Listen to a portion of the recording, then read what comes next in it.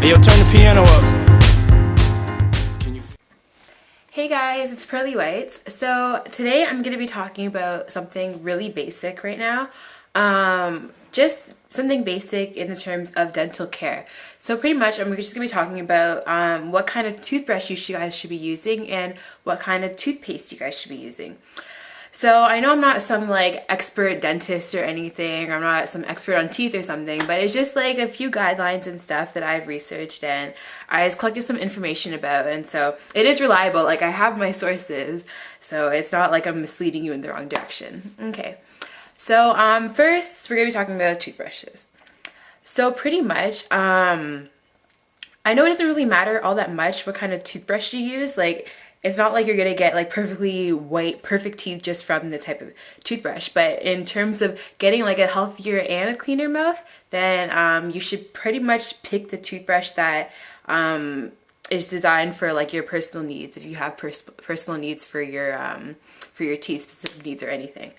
And so pretty much, if you want like a full, like, just if you have no like particular needs for your teeth and you just want like a full mouth clean or something, then I would recommend using like Colgate 360, which is designed to reach the bacteria in your mouth and in your gum line, everything. And it has a cheek and tongue cleaner, so that on like the front there's bristles and on the back there's a cheek and a tongue cleaner, so that after you can clean your tongue, which is very, very important to clean your tongue after you're done brushing your teeth. And also you can scrape the sides of your mouth too, to get all the bacteria out of your mouth. So that's if you want like a whole full just a full mouth clean.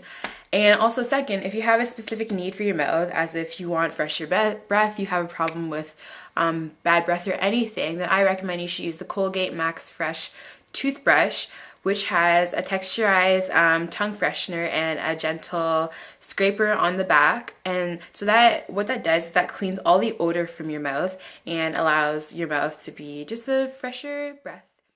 And next, if you have a specific need for your gums, so say if you have gum disease or if you have really sore gums or something and you want a toothbrush to accommodate that, another good toothbrush for that is Colgate Massager, which is really good for the gums because not only does it have the regular bristles to clean your teeth, it also has on the side of it, it has these long rubber bristles. And then so what that does is that whilst you're brushing your teeth, the bristles, they glide up against your gums, and it's really good for your gums because it massages your gums as you're cleaning your teeth. And the bristles, like the actual bristles that clean your teeth, they don't affect your gum, because sometimes people have really bad gums and they brush against the gums, it gets really sore or their gum starts to bleed or something because of the bristles. But these rubber bristles, they massage it and they don't cut your gums or anything. It's really good for it, and it also cleans your gums really thoroughly, and it's a really good toothbrush. And also whitening. I'm sure everybody out there wants a whiter smile, a whiter mouth, everything, just whitening. You see all these new whitening toothbrushes, toothpastes and everything. And so the first step for a whiter smile obviously is to get a good toothbrush. So a good toothbrush for that is the Colgate Motion. What that does is that's the toothbrush that probably a lot of people see on the commercials. It has the rotating bristles. So first it has a circular bristle at the top, and what that does is that rotates 360, and that cleans all the bacteria from your teeth. It's really good at getting at the hard to reach places in your teeth, inside the creases of your teeth, everything, just for a whiter smile. And also at the bottom it has more bristles, and so what that does is that the bottom bristles, they rotate up, and then the circular bristle rotates in a circle, so you get a double action, a double cleaning pretty much in your teeth. And so it's a really good toothbrush. I personally haven't used it, but I heard it's really good, so I'm recommending that you guys do try it out. It's a good toothbrush. Okay, so what I've been mentioning was all the Colgate toothbrushes. Now, there's more toothbrushes out there than Colgate. There's CREST, there's Oral-B, and there's other ones too.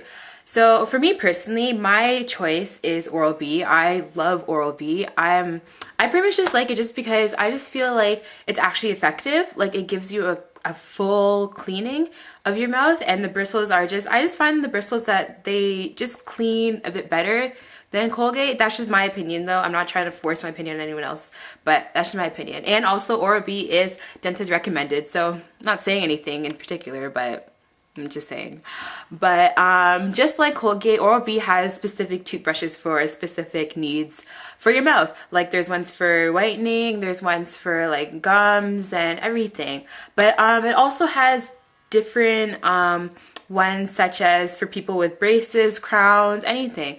So if you have braces and you want a good Oral-B toothbrush, I would recommend the Oral-B orthodontic brush. So now this brush has V-shaped bristles to clean and remove plaque from the braces and the teeth. So with these types of bristles, it can get in between the braces and it can give your mouth a full clean. Because I know usually with braces, I've never had braces before, but I've heard that it's really hard to clean your teeth with braces and get, you know, between the braces and everything, but this toothbrush is specially made for that. So I would recommend that. And it also does clean the wires too of your braces. And so if you have bridges, I would recommend the Oral-B interdental brush. And so that toothbrush gives a maximum reach, and it cleans around the bridges, and especially made just for people with bridges to help give your mouth a full cleaning and to clean around the bridges too, just because I know it's probably hard with a normal toothbrush to get in and out of the bridges and everything. So that toothbrush is specially made for it. And also there's an indicator brush by Oral-B. That's personally the one I have, and I like it just because I have it over here. It's this brush right here. I like this brush just because it's really small, so it can get in the places like behind your teeth, inside, like in your inner teeth, near the molars and everything, and get at the hard to reach places. And it's Oral-B right here. Oops, there's my dentist name. I'll just cover that. It's like this, and if you see at the bristles, I'll turn it on the side, you can see that there's blue bristles in the center, and over here you can see that it's actually starting to fade. And that means that it's time for me to change my toothbrush. If it's whenever it gets halfway, that means that it's time to change your toothbrush. And so it's also a really good indicator, because I know a lot of people don't change their toothbrush on the regular, which is very important. It's very, very, very important to change your toothbrush on regular. You should actually change it. Dentists recommend to change it every 3 to 4 months, just because whenever you brush your teeth, you know, like there's bacteria in your mouth from the food that you've eaten, right? And you're brushing your teeth to get the bacteria out. But the bacteria might even still be left on your toothbrush. Even if you rinse it after, there's probably still bacteria there. And so it's really unhygienic to keep on reusing your toothbrush past 3 to 4 months, where the bacteria can build up and everything. And also, after 3 months, you can tell that the bristles are starting to fray kind of, and they're less effective. So you're using a less effective toothbrush, so therefore you're not fully cleaning out the bacteria in your mouth. So that's why you should change your toothbrush every 3 to 4 months. And just some little tips too, to just for hygienic purposes.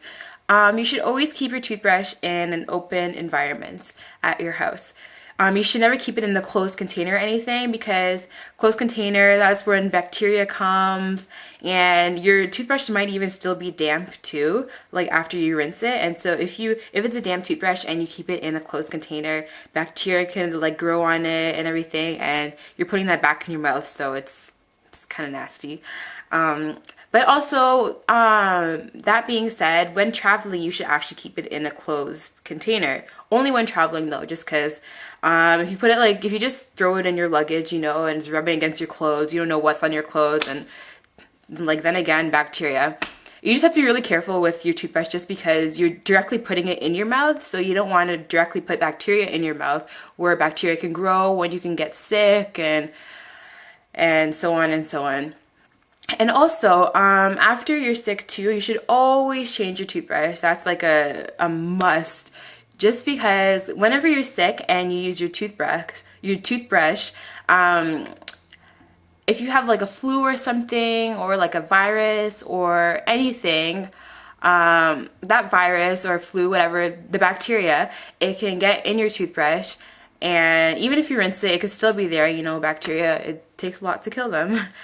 And so after you get over your flu or your sickness, whatever, if you use the same toothbrush, then you're pretty much just putting the same flu back in your body. You know, you can get sick again. It can be like a cycle over and over again. And so just to avoid that, you should probably change your toothbrush after you get sick. So those are just a few pointers on toothbrushes and what toothbrush to use, just to guide you in the right direction. And yeah, so next, moving on to toothpaste.